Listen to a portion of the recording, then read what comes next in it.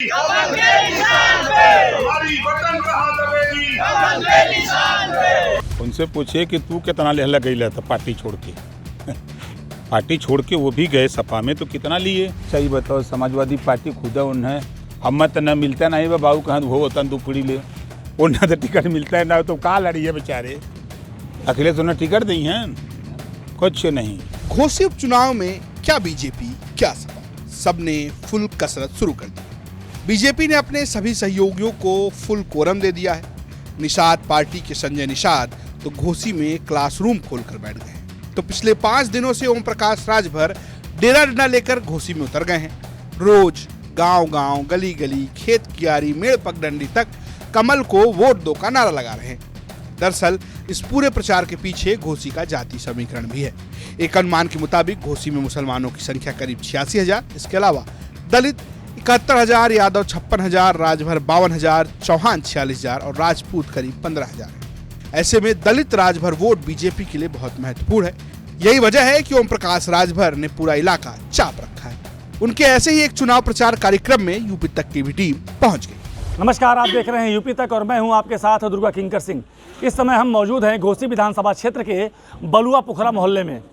पिछले 5 दिनों से सुहेल देव भारतीय समाज पार्टी के राष्ट्रीय अध्यक्ष ओम प्रकाश राजभर लगातार घोसी विधानसभा सीट पर हो रहे उपचुनाव में बीजेपी प्रत्याशी दारा सिंह चौहान के पक्ष में कैंपेनिंग कर रहे हैं और इस समय यह बलुआ पोखरा में मौजूद है। यहाँ पर भी यह जन चौपाल करेंगे, इनसे बातचीत करेंगे और यह जानने की कोशिश करेंगे कि क्या है चुनाव की स्थिति।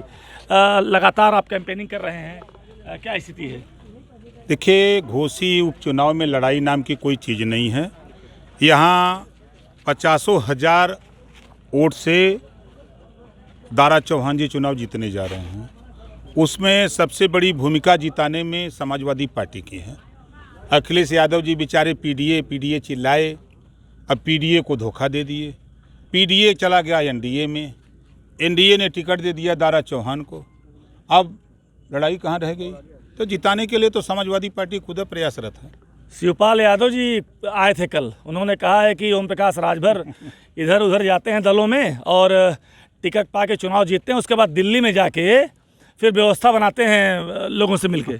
उनसे पूछिए कि तू कितना लहला गई था पार्टी छोड़ के पार्टी छोड़ के वो भी गए सपा में, तो कितना लिए।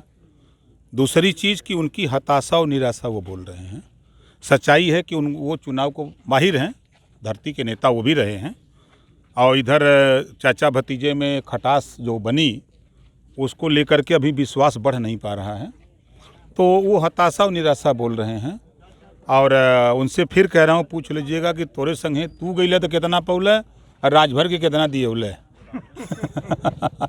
राम गोपाल यादव कह रहे हैं कि ओम प्रकाश राजभर बहुत बड़े नेता हो गए हैं और मोदी को हटा के उनको बैठा देना चाहिए कुर्सी पे। राती के जाके मोदी जी से मिल के अपन जान बचावत हो लोग, और ओम प्रकाश राजभर के विषय में बोलत हो। राती के गुलदस्ता ले जाके देत हुअन योगी जी के कि बस कृपा बनल रहे, और मोदी जी के यहाँ जाके राती के मिल के चुपचाप के चली आओ दोनों की जान बचल रहे।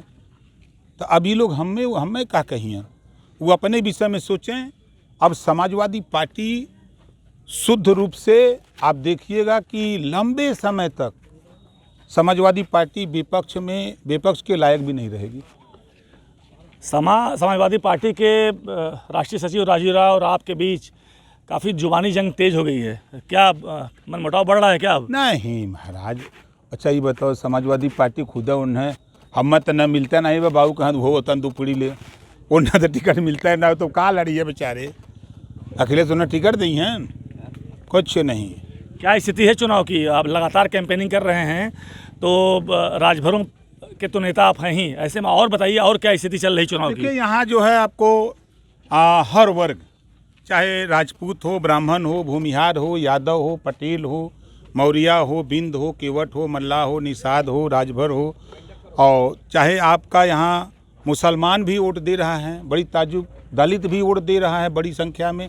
आप देखिएगा 90%, 80 से 90% वोट दलित देने जा रहा है दारा चौहान को वोट। जब आपको उस दिन एहसास होगा हमारी बात का, जिस दिन काउंटिंग होगी 8 तारीख को। दलितों से तमाम बात हुई है हमारी ग्राउंड जीरो पे जाके, और वो बड़े नाराज़ लग रहे हैं भारतीय जनता पार्टी से और बाहरी और भीतरी की बात कर रहे हैं कि सपा के हमारे यहाँ के हैं और दल बदलू नेता हैं, तो क्या लग रहा है कि चूंकि बसपा ने उम्मीदवार नहीं उठाया है तो कन्वर्ट हो पाएगा बीजेपी में वोट?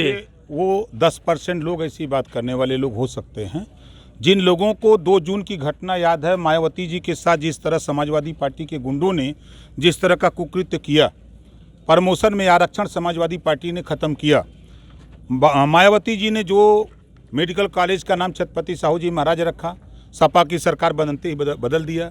जिन महापुरुषों के नाम से 8 जिलों को मायावती जी ने नाम बदला, पुरुषों के नाम से रखा, उसको समाजवादी पार्टी की सरकार बनते ही जो कांसी राम जी के नाम से, बाबा साहब डॉक्टर अम्बेडकर जी के नाम से तमाम योजनाएं मायावती जी ने चलाई, उस योजनाओं को सपा की सरकार बनते ही उसको ख़त्म कर दिया।